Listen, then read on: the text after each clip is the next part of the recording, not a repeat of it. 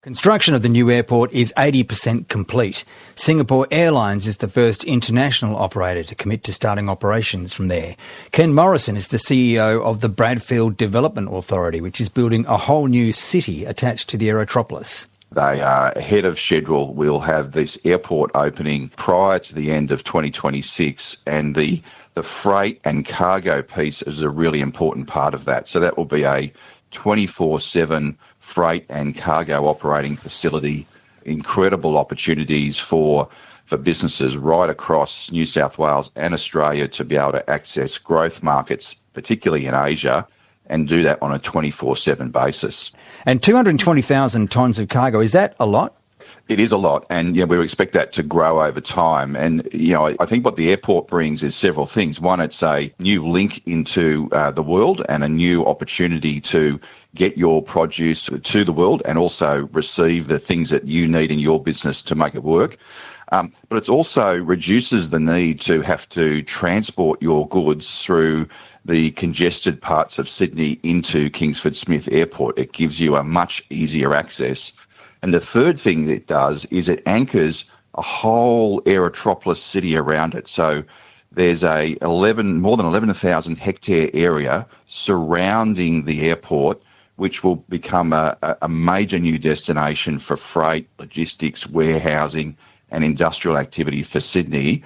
And that can really anchor and supercharge that trade. So that's all still to kind of evolve in some respects, isn't it? Because I'm hearing 80% of construction is complete, but is there still a lot of empty land and stuff that still needs to go in there?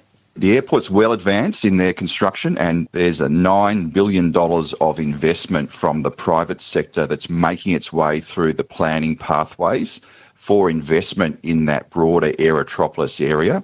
And so that's double the cost of the airport itself, yeah? Yeah, and in the Aerotropolis, we're just getting started. There is, 11,000 hectare area is an enormous area. And if you put the Aerotropolis over the Sydney CBD, it would stretch all the way from the harbour down to Botany and all the way from Inner West to Bondi Beach. That is big. Moorebank is another one, another connection that's also extremely large. So infrastructure kind of supercharged in Sydney at the moment. There's $20 billion worth of government infrastructure, including the airport, including the roads, including the metro rail, including what we are spending to create the city of Bradfield at the heart of the Aerotropolis. So $20 billion is an enormous amount of investment, and that will have a huge driving impact on the economy of Western Sydney, but much broader than that throughout New South Wales. Now, amongst the 50 investors that you hosted this week, what kind of players are there? What sort of companies were there? Look, a range of Asian-based companies who were in Australia and looking for opportunities. There's also companies who are Australian-based that are looking into Southeast Asia for different investment opportunities.